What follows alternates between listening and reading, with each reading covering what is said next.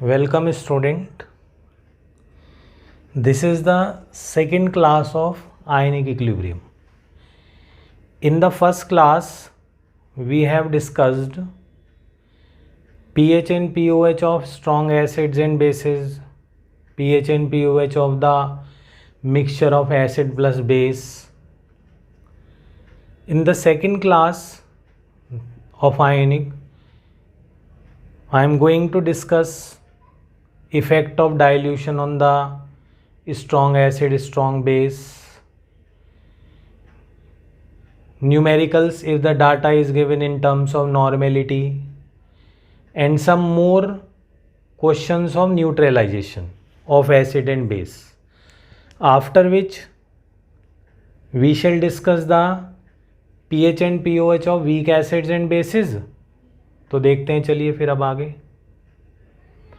First question में दे रहा हूं आपको प्रैक्टिस क्वेश्चन, लिखिए। Calculate the pH of 0.02 normal H2SO4 solution. अब जैसा कि मैंने आपको पहली वीडियो में बताया था कि हमारे पास हमेशा मोलैरिटी होनी चाहिए, यानी we shall concern to molarity. दिल, दिमाग, आंखें सब मोलैरिटी की तरफ रहनी चाहिए, नॉर्मेलिटी में नहीं रहना चाहिए डाटा। तो फिलहाल नॉर्मेलिटी को मोलैरिटी में बदलते हैं। नॉर्मेलिटी इज इक्वल टू होता है मोलैरिटी इंटू एन फैक्टर।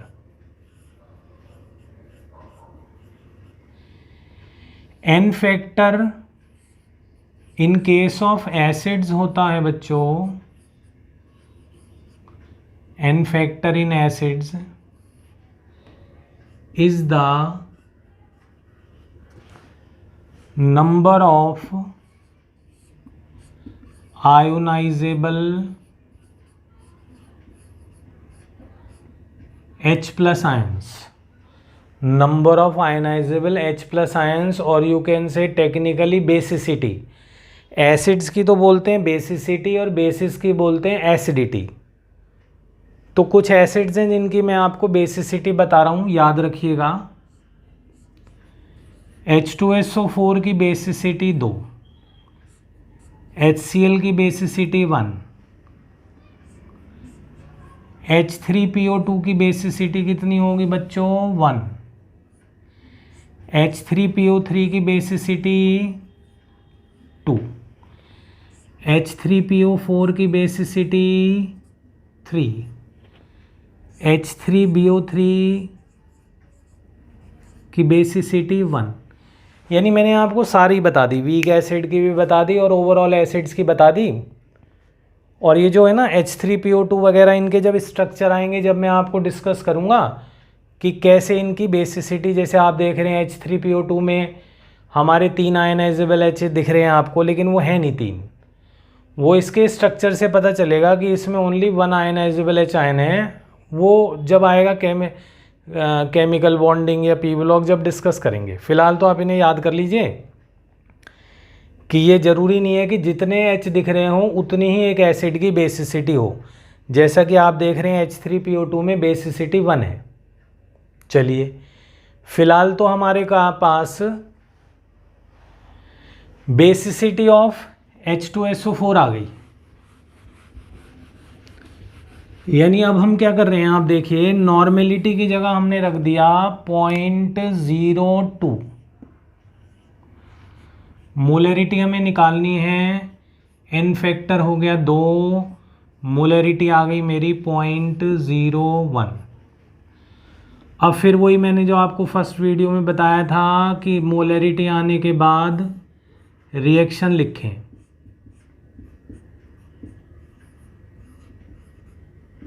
बिना रिएक्शन ना करें, 0.01 मोलर शुरू में है, 1 एरो रिएक्शन है जैसा कि मैंने आपको बताया। तो 0.01 से 1 से 2 बन रहा है, तो ये फिर से आ गया आपकी बार, लेकिन ये मोलर है। तो अगर स्टूडेंट ध्यान से देखें तो दोबारा से 0.02 वैल्यू आ गई है।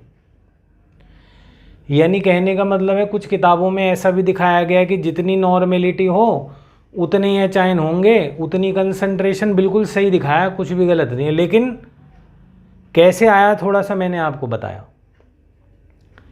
तो फिलहाल मेरे पास एचाइन कंसंट्रेशन आ गई है 0.02 molar.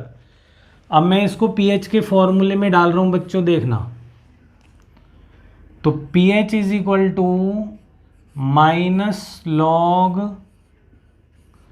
concentration of H plus ion is 0.02.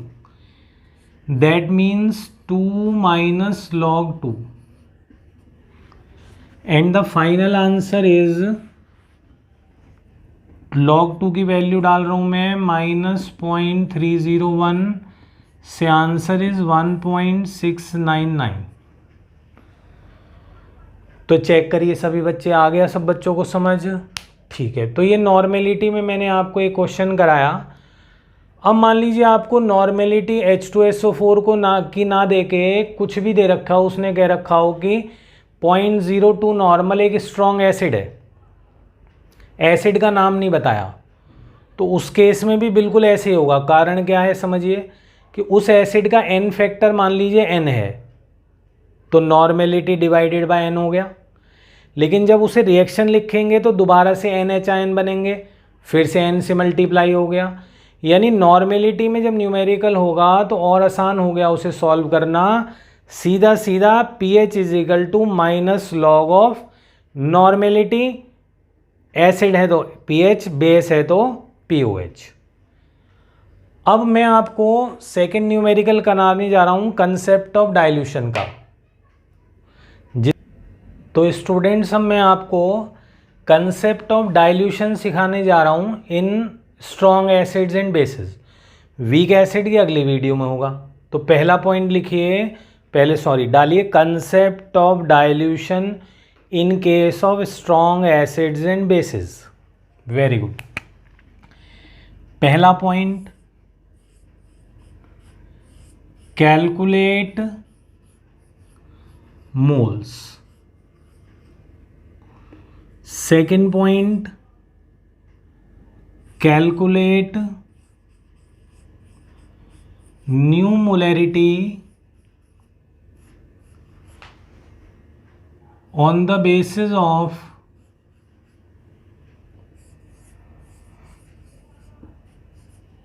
New volume.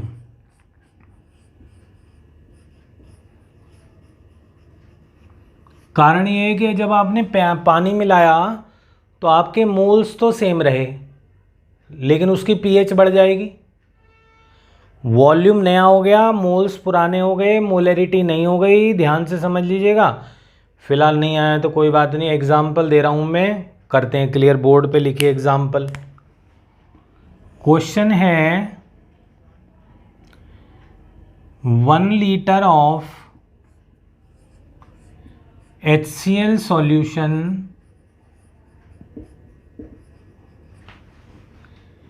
having pH 1 is diluted so that the pH of the solution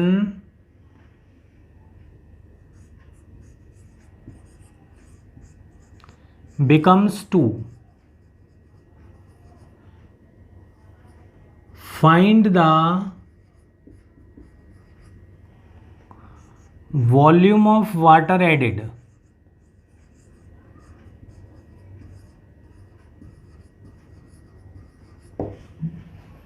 check करिए सब बच्चे। Very good. चलिए अब इसको सॉल्व करते हैं बोर्ड पर, देखते हैं।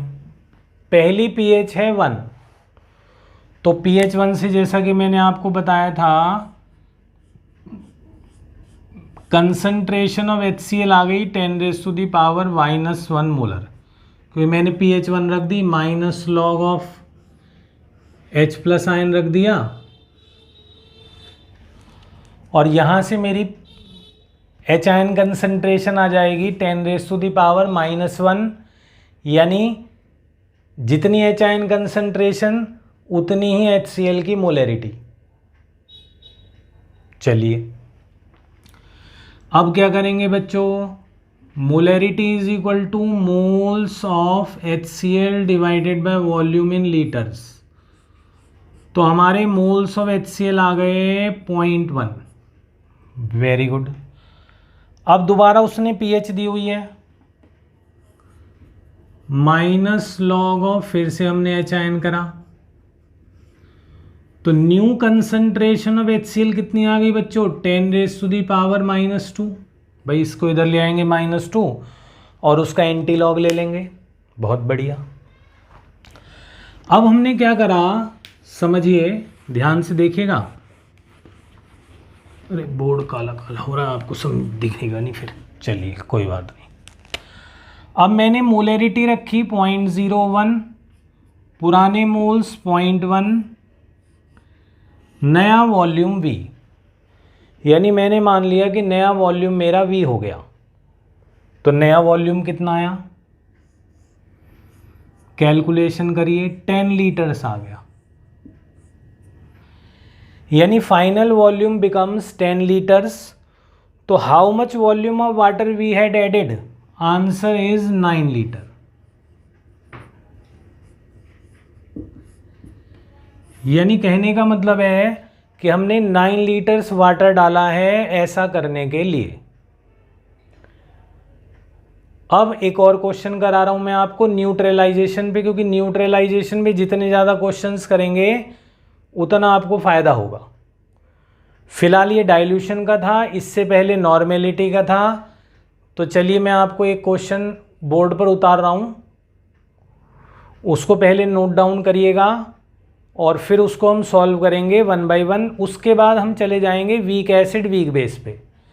तो ये बच्चों नोट कर लिया, नोट कर लीजिए सारा। स्टूडेंट्स ये वाला क्वेश्चन उतारिए, उससे नेक्स्ट क्वेश्चन ये आ गया बोर्ड पर। अब इसको हम, क्वेश्चन क्या कह रहा है, क्वेश्चन कह रहा है कि ये किस सॉल्यूशन की ABC में से pH जो है वो 1 होगी। pH 1 से पहला इंडिकेशन आ रहा है कि सॉल्यूशन एसिडिक होगा, यानी HCl की क्वांटिटी ज़्यादा होगी। तो अब हम देखते हैं यहाँ पे कितने मिलीमोल्स हो गए, 5.5। मैंने बताया था मिलीमोल्स निकाल लेना। यहाँ पे कितने मिलीमोल्स हो गए, 4.5, यानी यहाँ पे भी HCl ज़्यादा है। 10 इंटू दिस 1, और यहाँ पे 99 मिलीमोल्स हो गए, यानी इसका मतलब ये हो गया कि बी पार्ट तो बिल्कुल ही आंसर नहीं है फिलहाल। अब इसको देखते हैं, 15 मिलीमोल, इन दोनों को मल्टीप्लाई करा तो 15 मिलीमोल और ये 5 मिलीमोल। तो यानी ये वाला आंसर भी हो सकता है, ये वाला भी हो सकता है। तो सबसे पहले हम बीच वाला आंसर मिटा दे रहे हैं क्वेश्चन को कि ये तो आंसर हो ही नहीं सकता आपका, ये कैंसिल हो गया। अब मैं ए पार्ट को चेक कर रहा हूँ। 5.5 मिलीमोल्स हैं HCl के, -4.5 मिलीमोल्स हैं किसके, NaOH के। तो कितने मिलीमोल बचे बताओ बच्चों HCl के, 1। बिल्कुल सही। डिवाइडेड बाय कितना वॉल्यूम हो गया टोटल, 100। बिल्कुल सही। यानी 0.01 मोलर हो गया, यानी pH कितनी हो गई, 2। यानी पहले वाले सॉल्यूशन की pH हो गई बच्चों 2। इसका मतलब आंसर तो हमारा C है, लेकिन आंसर C निकालते हैं चलिए प्रॉपर तरीके से, जिससे कि आपको ये भी ना लगेगा यार शॉर्टकट हो गया, क्योंकि बार बार करेंगे न्यूट्रलाइजेशन के क्वेश्चन जब भी आएंगे आपको। फिलहाल मैंने रिएक्शन लिख ली, चेक करिए। इसके मिलीमोल 15, इसके मिलीमोल 5, ये लिमिटिंग है, ख़त्म हो गया, -5। मैंने बताया था आपको फिर पिछली वीडियो में, तो HCl की कंसंट्रेशन कितनी आ गई बच्चों, 10 divided by total volume 100 is 0.1 molar. और 0.1 मोलर की pH अब आप निकाल सकते हैं, जहाँ तक मैं समझ रहा हूँ कोई दिक्कत नहीं है। तो फिलहाल ये मेरा strong acid strong base over हो गया, मतलब ओवर तो कोई चीज़ नहीं होती कभी, पर फिर भी चलिए आप समझ गए होंगे। अब हम शुरू करने जा रहे हैं pH and pOH of the weak acids and basis.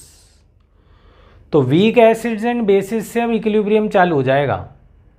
तो पहले आज मैं उनके फॉर्मूले ड्राइव कर रहा हूँ, वीक एसिड का पहले, फिर वीक बेस का, फिर थर्ड वीडियो में उसके न्यूमेरिकल्स को डिस्कस करेंगे, और फोर्थ में उसके और हार्ड लेवल को डिस्कस करेंगे। चलिए देखते हैं। तो वीक एसिड में और स्ट्रॉन्ग एसिड में क्या फ़र्क होगा न्यूमेरिकल में? सबसे बड़ी बात कि इस वीक एसिड में और न्यूमेरिकल ऑफ स्ट्रॉन्ग एसिड में क्या डिफरेंस होगा। यानी जब आपको स्ट्रॉन्ग एसिड का न्यूमेरिकल दिया था मैंने, तो उसमें खाली मैंने आपको क्या दिया था बच्चों, उस एसिड का नाम और उसकी मोलैरिटी। वीक एसिड के केस में मैं आपको उस एसिड का नाम दूंगा, उसकी मोलैरिटी दूंगा, और साथ में उसका आयोनाइजेशन कांस्टेंट यानी Ka दूंगा। भाई पहले न्यूमेरिकल तो पता होना चाहिए कि भाई आएगा क्या क्या। मोलैरिटी, एसिड का नाम और उसका आयोनाइजेशन कांस्टेंट Ka। तो मैं कुछ वीक एसिड्स के नाम लिख रहा हूं, नोट करिए।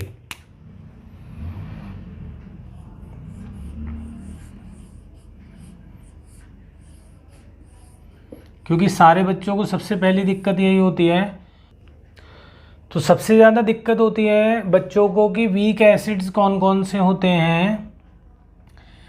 पहला, all carboxylic acids, benzoic acid, formic acid, hydrogen cyanide, hydrogen oxocyanide, phenol, nitrous acid, nicotinic acid, ये सारे, यानी इन पे बेंजोइक एसिड, इन सब पे न्यूमेरिकल आएगा। तो उसमें आपको एक तो Ka दे रखा होगा, Ka ध्यान से सुनिएगा, और साथ में दे रखा होगा बच्चों क्या आपको, मोलैरिटी। तो चलिए पहले एक आर्टिकल की फॉर्म में मैं आपको बताता हूँ, फिर मैं आपको इनके वीक बेस के बारे में बताऊंगा, फिर थर्ड वीडियो में इसके न्यूमेरिकल्स को डिस्कस करूंगा, फोर्थ में फिर लेवल बढ़ा दूंगा वीक एसिड वीक बेस का। चलिए पहला article 1, calculate pH of C molar acetic acid, its ionization constant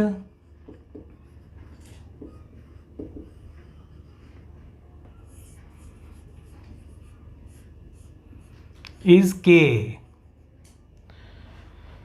तो सबसे पहले वही मैंने आपको बताया, स्ट्रॉन्ग एसिड स्ट्रॉन्ग बेस की तरह, अगर तो इसके पास आपके पास वो नहीं है मोलैरिटी, तो पहले मोलैरिटी पर पहुंचिए। अब ये वाटर में जाने के बाद ऐसे करके आयनाइज होगा। देखिए बोर्ड से बाहर तो नहीं जा रहा बच्चों। अब मैंने इसको ऐसे लिख लिया, hydronium ion and H ion one and the same thing, मैंने बार बार बोला आपको।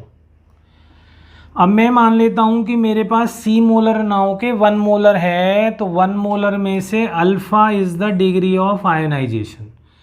वाटर के नीचे कुछ नहीं, एक्सेस मिलेंगे, यहाँ पे बना अल्फा, यहाँ पे भी अल्फा। जब भी बच्चों कभी लो वैल्यू वाला आयनाइजेशन कांस्टेंट हो, इक्विलिब्रियम कांस्टेंट हो, चाहे चैप्टर इक्विलिब्रियम का ही क्यों ना हो, अगर के सी भी छोटा होगा ना तो भी ऐसे ही करेंगे अल्फ़ा की फॉर्म में। बाकी जो उस चैप्टर में डिस्कस करेंगे तब बताएंगे। फिलहाल तो के यहाँ पे छोटे हैं तो हमने सी से मल्टीप्लाई करा, सी यहाँ पे भी सी आ गया, यहाँ पे भी सी आ गया। अब के का एक्सप्रेशन लिख रहा हूँ मैं,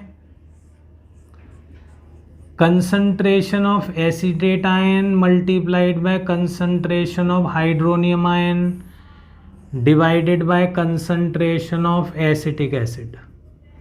नोट करिए। अब मैं ऊपर वाली वैल्यूज़ को मिटा, मतलब ऊपर जो है मिटा करके वैल्यूज़ को डाल रहा हूँ, चेक करिएगा।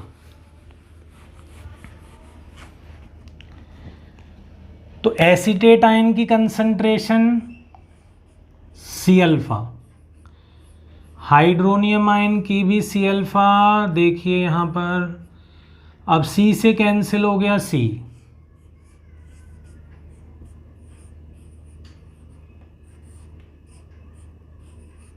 यहाँ तक चेक करिए।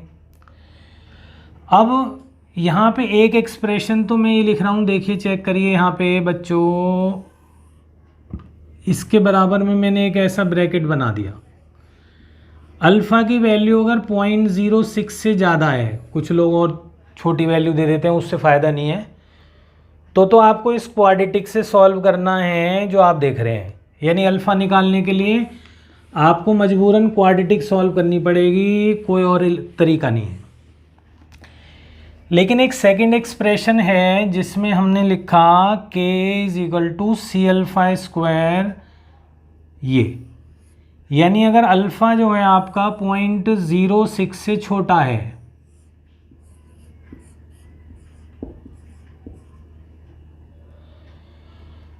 तो फिर आप अल्फ़ा यहाँ से कैलकुलेट कर लेंगे। यानी कि सबसे बढ़िया बात, सबसे पहले अल्फ़ा यहाँ से कैलकुलेट करिएगा, ये आ गया, बहुत बढ़िया। उसके बाद आपने देखा हाइड्रोनियम आयन की कंसंट्रेशन थी सी अल्फ़ा, तो पीएच का फॉर्मूला ये आ गया, चेक करो बच्चों, बहुत आसान है।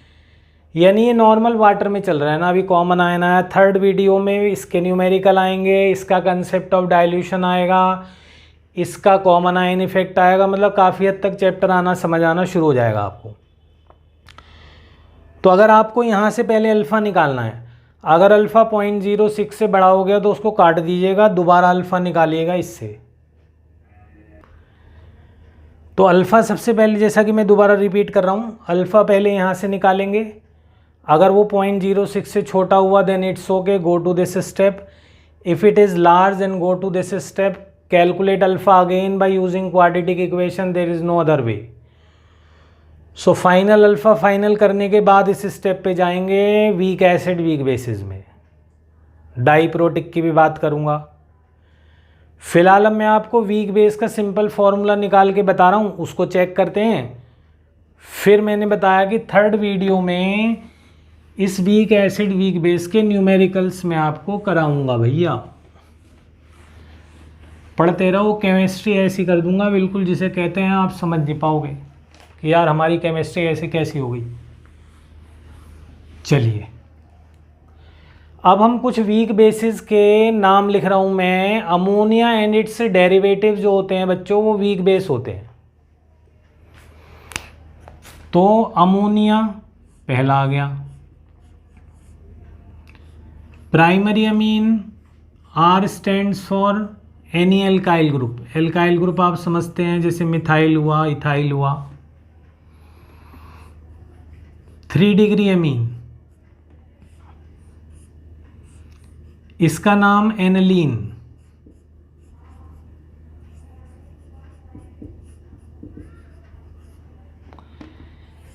इसका नाम पायरेडीन।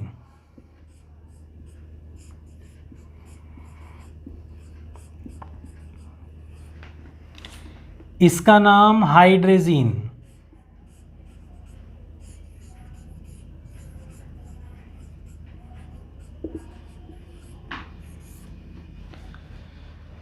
तो मैं इसमें से अमोनिया का केस लेके आपको समझा रहा हूँ और बाकी सारे बिल्कुल वैसे ही होंगे जैसे अमोनिया का केस होगा।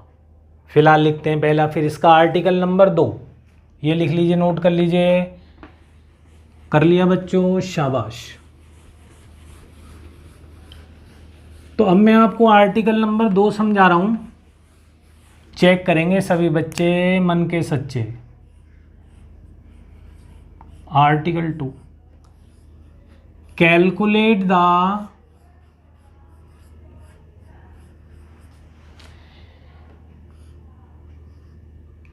pH of C molar ammonia aqueous, ionization constant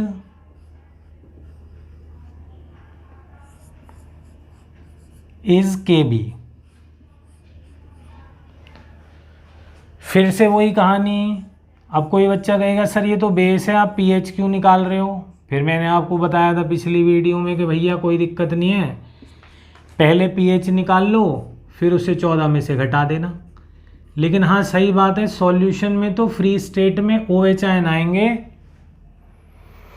तो निकालेंगे तो हम POH।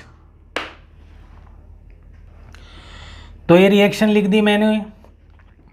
फिर से वही 1 minus alpha alpha alpha C alpha C alpha, Kb is equal to this into this, यानी ammonium ion concentration multiplied by this over ammonia concentration. Check करिए। अब इसके बाद मैं यहाँ पे वैल्यूज डाल रहा हूँ, बताओ अमोनियम आयन की वैल्यू कितनी है? C alpha. अरे वाह भाई वाह। OH ion, very good.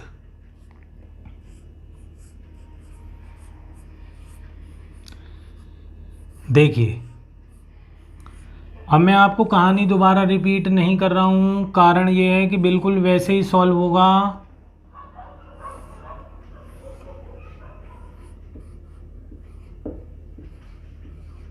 Alpha अगर 0.046 से बड़ा है तो ऐसे,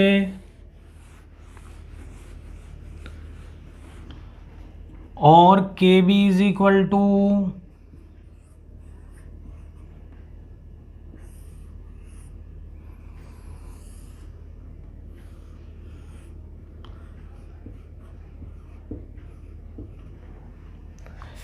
फिलहाल अब अल्फा सॉल्व हो गया। POH इज इक्वल टू बच्चों minus log OH ion concentration कितनी है बच्चों, मन के सच्चों? तो POH निकल गई। pH निकालने के लिए इसे 14 में से घटा देंगे, आंसर आ गया। जहाँ तक मुझे लग रहा है आप लोगों को आ गया होगा, नहीं तो बार बार वीडियो को देखिएगा, आ जाएगा। थर्ड वीडियो में हम इन दोनों के न्यूमेरिकल्स करेंगे, फोर्थ में लेवल बढ़ाएंगे। तो फिर ये वीडियो बंद कर रहा हूँ मैं आज का लेक्चर अपना। Thank you.